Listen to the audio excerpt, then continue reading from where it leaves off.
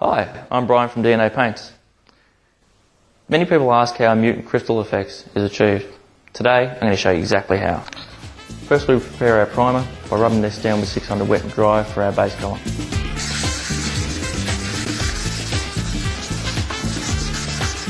Once you've sanded down your primer, you can apply the mutant crystals straight over that sanded surface. You can also apply any colour base coat you like. Once you've scuffed the surface, just use a clean cloth and some clean water, remove the excess off that surface. Degreasing solvents can actually harm the base coat, so try and avoid it. Once you've prepared your surface, there are a number of ways you can apply the crystals. One is to actually just pour it straight over the surface. Another way is to just soak a rag in it and wipe it over that surface to get a uniform finish. Once you've applied it, what's going to happen is the solvents and the water is going to evaporate and form a crystal surface. The breaks in the surface is where your contrasting colour is actually going to apply and stick to the surface. For the best effect, don't have the booth running because it'll evaporate a lot quicker and form smaller crystals. It should take around 10 to 15 minutes for actually the crystals to form. It doesn't matter if your car's already painted. Here we have an existing guard that's been finished in transitions. We're just going to scuff this down, which has already been clear coated, scuff down the clear coat and apply the crystals over the top of that as well.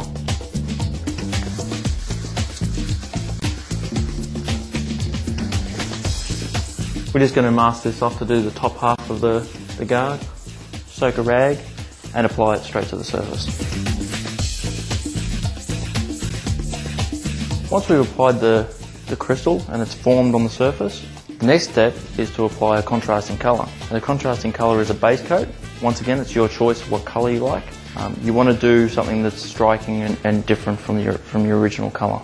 When mixing your contrasting colour, which is also a base coat to go over the mutant crystals, I want to mix it a little bit thinner than normal. I recommend a 60-40% mix. It'll actually spray a little bit thinner and won't build up too much film build over those crystals. If it's too thick, it'll be harder to wash off.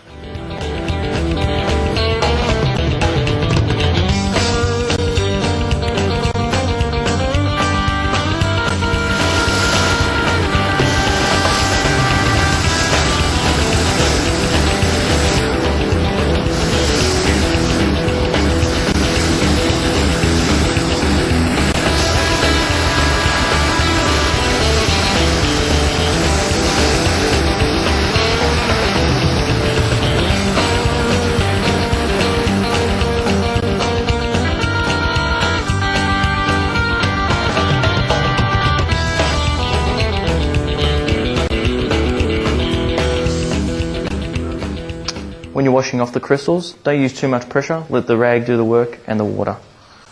If you've got too much base coat on the surface and you're finding it hard to get through to the crystals, get an old piece of Scotch-Brite and plenty of water.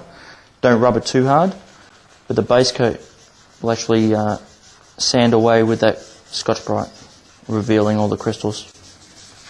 Once you've finished taking all your contrasting colour off, dry down the surface thoroughly with a dry clean rag.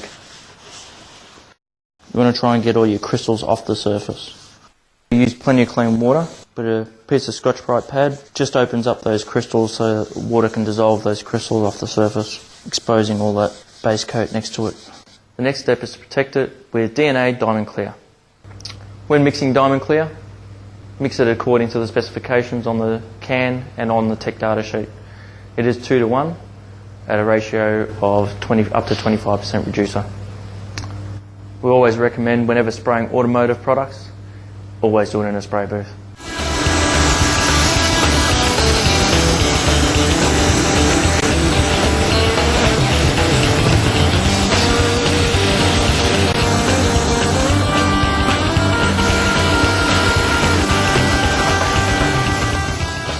Here's a look at the final finished product of the Mutant crystals, cleared with Diamond Clear.